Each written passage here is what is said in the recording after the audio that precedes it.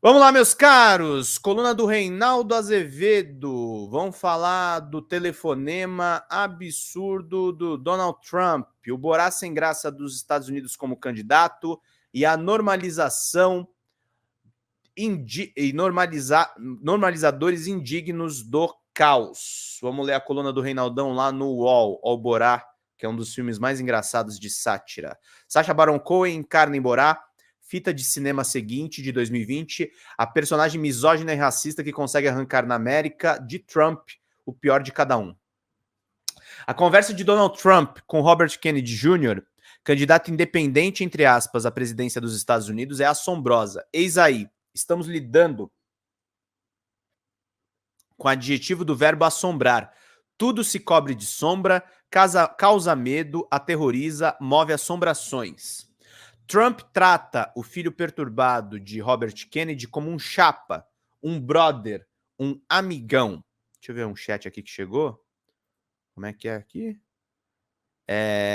Jane Glaze, boa. O Haddad tem que levar na boa, mas também dar uma resposta irônica, explicando esses que fazem match agora é a hora de fazer os tributos pastores se o Neymar pagou e os cantores sertanejos. Sem dúvida nenhuma, Jane. Boa colocação, minha querida. É isso aí. Tem que tirar sarro, mas tem que responder também.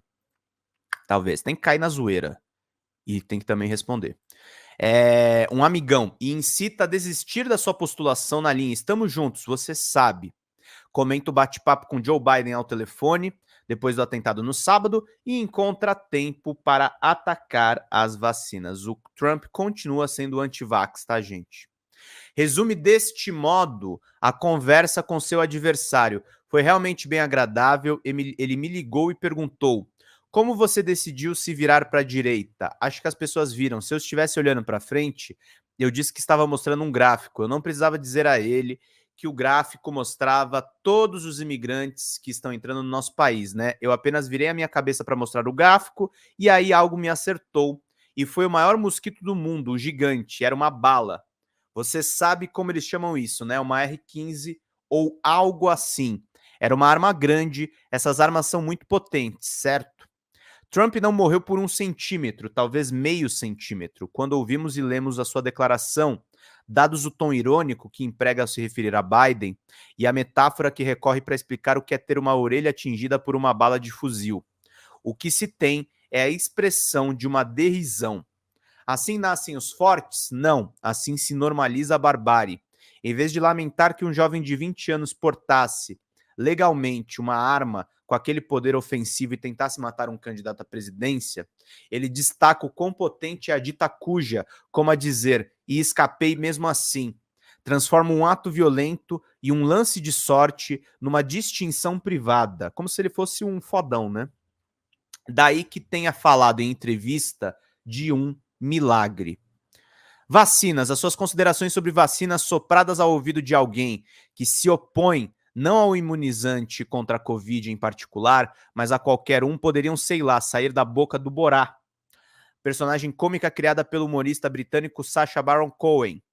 Ele afirmou: quando se dá uma vacina a um bebê, Bob, trata-se de algo como 38 vacinas diferentes e parece que são destinadas a um cavalo, não para um, você sabe, um bebê de 4 quilos ou de 9 quilos. Parece que se deveria dar isso a um cavalo. Você já viu o tamanho disso, né? É enorme. Então se vê o bebê começando a mudar radicalmente. Eu já vi isso diversas vezes e você ouve que não tem um impacto, né?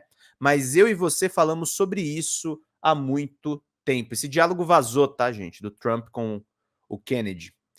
Eis aí uma das falas que os normalizadores dos caos nos convidam a achar aceitável ou uma opinião como outra qualquer. E que fique claro, resistir à normalização não corresponde a fingir que inexiste a estupidez. O que se faz é um chamamento à resistência que deve ser movida também pela indignação moral. Sim, senhor, tem que ser movido pela indignação moral. E desde quando ela resolve alguma coisa? Sem esse primeiro passo, resta apenas a rendição diante do argumento da vontade da maioria.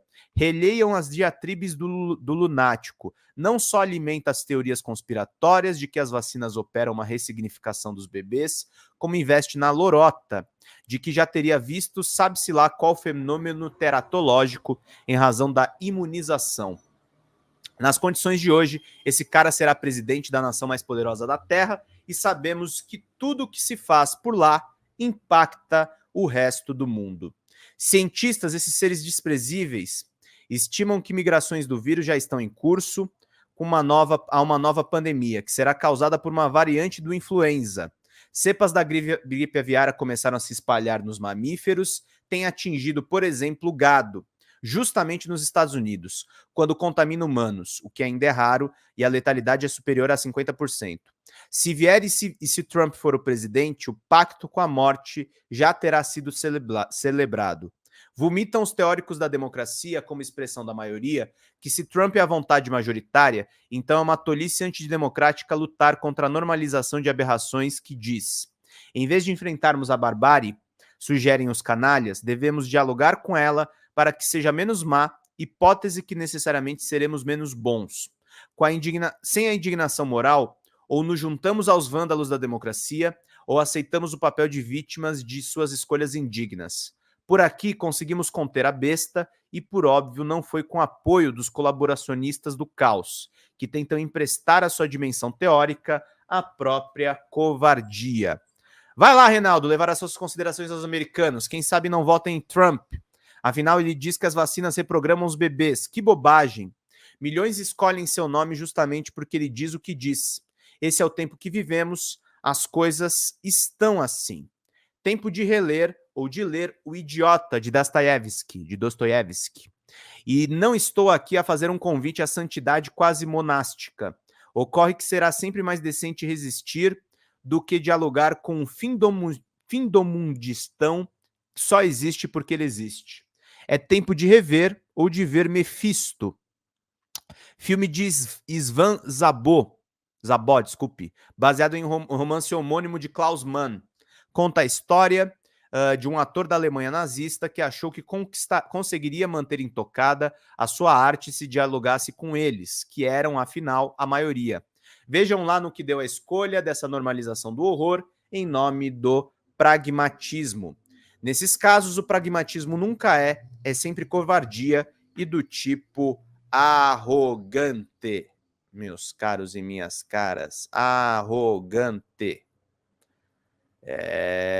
Galerinha, isso aí. 300 visualizações, hein, gente? Que bom que vocês estão aqui com a gente, nos assistindo. Quem puder mandar superchats e pix, agradeço muito, tá, gente? Pra gente fazer bem aqui o nosso trabalho. Gostaram da capa nova da live? Digam aí que também eu tô curioso para saber o que vocês acharam. Se não gostaram, podem falar que não gostaram. Não tem problema nenhum, mas a gente tem que mudar a capa aqui para vocês nos acompanharem e a gente não deixar aqui de fazer todo o nosso trabalho, meus queridos e queridas. Ai, que cansaço. Deixa eu ver aqui, o Luiz mandou aqui para nós. Por falar em Trump, Biden eleição, o querido da Lenogari já apareceu 2 vezes aqui, fez um vídeo recentemente sobre a entrevista do Biden para a NBC. Se possível, passe por aqui, Pedrão. Só lembrando para não confundir, o canal dele é História e Política com Dalen Nogari. Justamente para não confundir o canal dele com cinema, que eu recomendo muito, inclusive.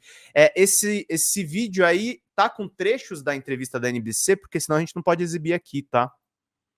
Se tiver sem os trechos, podemos pensar.